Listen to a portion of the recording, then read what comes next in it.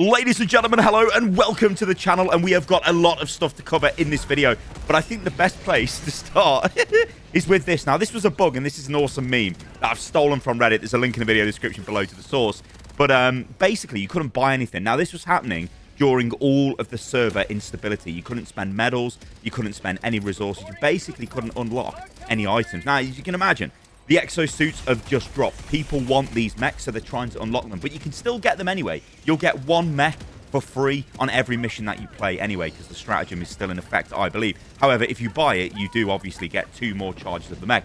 Anyway, network instability has been a bit of an issue since this launch. So I've had this problem. I've never seen this before. This might have just been the host collapsing or whatever. But basically, yeah, he kicked me out of the game, which didn't feel great because that was an extermination mission, and you know how, well, mental they are. Anyway, let's talk about these mechs, because with this a ton of discussion about the actual mech itself and how powerful it is.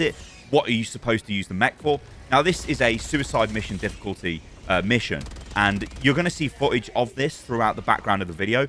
We are going to jump onto some other topics, then come back to this as it's playing in the background. But essentially, you can control bug breaches super easy with a mech, but you'll basically use all of your ammunition if that's what you're looking to do. I think the way of viewing these is almost like it's a mobile sentry turret, essentially, that you've got control of. Very, very good for extractions at the end of a mission. And I mean super good, and I will show you this in this video. But in this mission, I was using my free charges, because obviously I had the free charge, so the one that you get for free, not 3. I'm getting really confused here. Just from the stratagem, and also I've got the stratagem as well, so I can get 2 more as well. So I was basically trying to run the whole mission with the mech suit. You can't, because you don't have enough ammunition. But anyway, mechs, pretty good. The CEO is back, and he speaks to the state of the servers, and we've also got some really cool information about player counts as well. So this is what he says. Hey everyone, with the successful push from the community to take Tien Kwan and the subsequent enabling of the mechs, our servers have had a hard time coping. The team is aware and doing what they can to mitigate. This intermittent issue is caused by too many trying to acquire the mech at the same time. Service will be restored eventually, but for now, I ask for patience. I am so impressed by the combined power and dedication of the Helldivers 2 community. You all are massive heroes. I went a bit American there, didn't I? Y'all are massive heroes liberating Tien Kwan 4 times faster than we thought. Well, there you go, Helldivers. Absolutely monstrous performance. And I think that was to be expected, right? The promise of a mech for liberating a planet just meant hundreds and hundreds and hundreds of thousands of Helldivers concentrated on the one planet and got the job done. And this is really cool for the future of the game, because you think of the way they can add new content now. I hope they always do this, and they do it through some sort of objective we have to complete as a community. That is just so cool. You know, it feels way better than it just being in the game and then you can go and unlock it. It's like, no, the build up to it, we've got to go and liberate the planet where the mechs are being built. You know, the sky's the limit with this kind of stuff, and I cannot wait to see what they do for the next items that we get in the game, because of course we know we're going to get like a buggy, and we're also going to get a armored personnel carrier. So over on the official Discord, this happened at 5 yesterday. So if you're in the UK, this is like over 12 hours. Well, yeah, it's way over 12 hours ago now. But basically, this is an hour or so, I think, after the patch went live. And Meteor posts this. Hey everyone, we're aware of an issue with players not being able to get into the game. This happened when the combat walkers became available. People rushed to get it, and it overwhelmed our back end. We are working to fix it as soon as we can. We want you to enjoy the mech as soon as possible. Thanks for your patience. Meteor then comes back and says, hello again. As I said previously, and this was 5 hours later, so this was 10 o'clock at night if you were in the UK yesterday. As I said previously, we had some stability issues when the exosuit became available, and the back-end team quickly looked into it. I'm happy to say we're in a better state now, but we're still monitoring the game closely to see where we can make further improvements to stability. As always, thank you for your patience. And then 2 hours after that, Spitz, one of the community managers, says this. Okay, so we broke it again, and then fix it again. 3 different spikes in traffic over the course of the day have been playing havoc with our server stability, but we're confident that it should be normalizing now, and that players should be able to get into the game and earn rewards again. There is still a queue on the medals from previous major orders, as well as on purchases of the combat mech and warbond items, so please retry if these purchases do not go through on your first attempt. Enjoy your weekend. So cool post. more information to the community so we know what's going on. That's great. And then adds this, which is really sick. So this is a graph, and where it says these are bad and this one's really bad. These are the 3 spikes that Spitz spoke about. So I would imagine the first one was when the mechs were available for play, which I'm going off memory here, but I think it was about 3 or 2 p.m. in the UK yesterday. So a couple of hours after that, then another massive spike hits. This must be, you know, the prime time. People are back from work. People are back from school and college and university. Well, you get back from university, you know. You just play games all day if you're at university. Let's be real. And then a massive, absolutely massive spike later on, where obviously the news is getting out there. Everyone wants to come on and try the mechs, and it just destroyed the servers. But you know what, right? I don't even care. I just think this is so awesome. This is a problem every game developer wants, where there's too many people trying to get into the game. Yes, it's expensive to scale up. Yes, it's not as simple as just turn on more servers. It depends on how their back end is structured and built and coded, and it's just really complicated. I'm never going to understand it. I am too stupid. I am too brain dead. But this is good to see, and I hope this carries on, and I hope that they can increase server capacity as time goes on. Because, yeah, when a big moment like this happens, it feels like you all want to be there and experience it at the same time. And actually, I guess that's why this game is really resonating with me, because, you know, I'm a boomer. I've been playing games for a long time. I used to play MMOs. I used to play EverQuest 2 years ago. I mean, bloody hell, it must be like 15 years ago now. And, like, the rush of when new content dropped and you had to, like, run to a raid mob to kill it, it was awesome. And that's what this feels like with these galactic war orders and stuff. It's so cool. The major orders are awesome. Anyway, enough of that. Let's move on to the Railgun, because everyone loves that.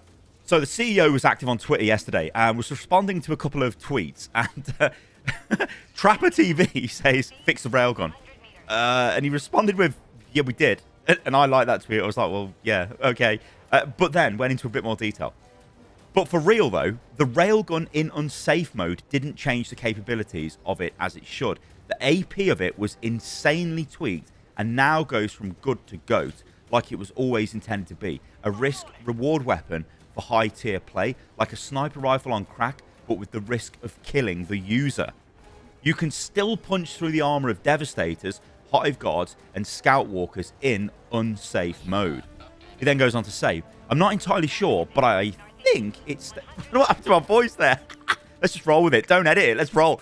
But I think it stays at 100% for a moment or two before blowing up. Practice it, and you will be able to max it. However, having a special shot effect when you max it would be really good. Let me talk to the team. And then the response to the user that he replied to says this. Oh, I run this thing on unsafe all the time. There's no hesitation at all. Once it hits 100, you die. On an audio or something would be a little convenient under high-stress situations. Okay, now, you guys know I'm not a Railgun user. Like, I've used it a couple of times, and I pick it up on the floor if I've got no support weapon left, because I've just fed and died, and my team are like, what are you doing? But I'm not really the biggest fan of the weapon anyway, because it just doesn't feel like as massive, you know, as the other weapons. I want to be blowing stuff up all over the place. But this is actually the CEO saying, look, guys, the Railgun is still effective. You just need to use it now in unsafe mode. And in case you don't know how to do that, all you need to do is hold down the reload button and then change the fire mode over to unsafe. And it means you can overcharge the Railgun. So as you're charging it, you will see the bars either side of the gun, if you're in first-person mode, that is, charging up. If you're not in first-person mode, I think it's really hard to tell what charge level it's on. Because obviously, if you overcharge it, it'll explode, and then, well, you'll die. So don't do that. But yeah, the Railgun apparently is still strong. So yeah, you guys let me know about that in the comments below. Is it? I don't know. Meteor showers are going to get a nerf. Now, have you been killed by a meteor shower? I have. I've also had a mech destroyed by meteor showers, which I did not feel great about that at all. And I didn't think you could actually see where the meteors were falling, but apparently you can. There's a very faint sort of, like, shadow on the ground before it hits, but I don't think you could even... You're not going to be able to react because you're looking at everything else. Now, these are really cool. These environmental effects are awesome. So there's, like, fire tornadoes. There's good... Well, I haven't actually seen any of those, but I know they're in the game because apparently they've been added along with the meteor showers. But the meteor showers, they're, like, constant. They seem to be happening all of the time. And they're fun because it adds danger. Problem is, if it's random, it doesn't feel great if you just instantly die. And you're like, oh, well, that was, what the hell, I just died. That's rather annoying. Anyway, this X-user says, hi, having a lot of fun with the game, but the newly added meteor showers are killing the fun and me way too often. Nearly unavoidable RNG death isn't fun. Are there any discussions being had to potentially lessen the damage or make meteors more avoidable? The CEO says, yes, our team is working on it. For now, There is a sign when they will hit a faint light on the ground. So they're going to be more avoidable. Now, obviously, I want them to stay in the game. They can just stay at the same frequency and the same amount of asteroids or whatever. But if you can just sort of show me where they're going to hit, so at least I can get out of the way. I don't want to stand in the fire. Then I'll try and avoid it. So I think that's a good change. Right then, let's talk about mechs, because there's a lot of discussion here. The mechs are really powerful. The mechs have got a heavy machine gun, which takes out all of the essentially medium and light enemies, and a rocket launcher, which can rip the armor super fast off heavy enemies, of which then you can just destroy with the machine gun, or you can just fire rockets into them to kill them. Now, are they strong? Are they weak?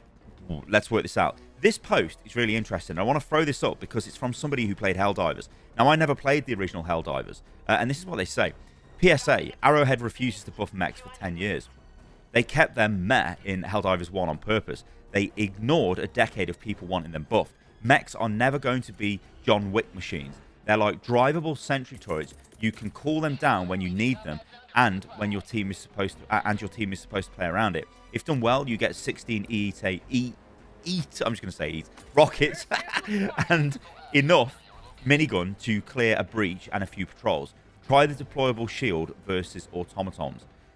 Arrowhead will not give you a reload. They will not make you walk faster. They might let you use stratagems while piloting, like in Helldivers 1. Good luck. Now, there are other variants of these mechs coming. I think there's the auto-cannon variant. It's kind of got, I'm going to use 40k terminology, but twin-linked auto-cannons, it looks like. So basically quad auto-cannons. Although people who are like, Sty, twin-linked doesn't mean quad. I know it doesn't, but, you know, whatever. A flamethrower version and then like some sort of laser version or something would be really cool. But this is interesting, isn't it? Because how are you supposed to use these mechs? Well, this is getting towards the end of this suicide mission difficulty mission, and we've done absolutely every single objective here. I'm rocking the recoilless rifle because I just think it's really effective against heavy armored enemies. Now, look what my team are doing. Like, the reason I'm running back here is because I may have died and I had to go back and get my samples. No comment on that, and I'm running away from a bile titan. Like, please don't kill me. But look at my team. They're calling down their mechs now. This is the time you need at least one mech available, because on defense, on defensive extraction, they are so incredibly powerful because the minigun or the heavy machine gun just absolutely rinses all of the small enemies, and the rocket launcher is incredibly powerful when it comes to dealing with any of the bigger enemies. Now look at my team. Now I think they actually saved this extraction, because I don't really, like, I'm not set up here for mass amounts of firepower. Yeah, I've got the recoilless rifle, and you're going to see me use it firing it into some heavy enemies. But, like, you know, I've got a breaker, so I'm just trying to, like, if anything gets near me, I'm going to try and kill it. But basically, I'm relying on the mechs here to keep me alive. What I start to do, though, is think, you know what, actually, I should be keeping the mechs alive. Let them do the work, and if anything gets close to them, then I'll take them out with a breaker. Right? Because hopefully, they're going to kill the bigger targets. And, of course, I've still got my stratagems left. So, I think I've got the Railgun in this game. And maybe the orbital laser. I can't remember, but I definitely think I've got the... Yeah, I've got the Railgun. I definitely know I've got the Railgun. You've seen it in the video. I've seen it in the video as well. We blew up the bile titan with it. But, yeah, look, I'm just trying to keep this mech sort of safe. The other mech comes to join us. And, I mean, look at this. If this doesn't make you feel like it's some incredible last stand, I don't know what does. And, again, this is what the game does awesome. One little criticism I've got, though. You know that scene in Starship Troopers where they go down to the planet and then... in fact, it might be on Klendathu. Is it on Klendathu? Or it might be on a planet on the outskirts. Don't quote me on that. I can't remember. But it's basically like a base, and you've just got endless swarms of arachnids coming at you. Obviously, it would be Terminids in this case. That would be super cool if that was just a mission and they just got bigger and bigger and you had an actual base to defend. I'm sure they'll do that at some point. But these extractions are the closest you get to sort of feel like this. Anyway, as you can see, the extraction is done. Now, this is suicide mission difficulty. This is a hard mission. But the mechs have just absolutely annihilated the enemies.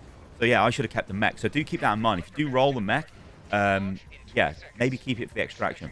All right, ladies and gentlemen, thank you for listening. And I've said it again. Thanks for watching the video. I said I wouldn't say that, but I said it again, and I'm not going to edit that out. Thanks for watching. Like the video. It helps a ton as well, guys. Let me know how you're getting on with Helldivers. And why don't you just let me know what your favorite weapon is at the moment? Mine's definitely the auto-cannon. I keep going back to the auto-cannon. I think it's such a cool weapon. It's such a versatile weapon as well. And I just think it's awesome. All right, guys. Catch you on the next one. See you soon.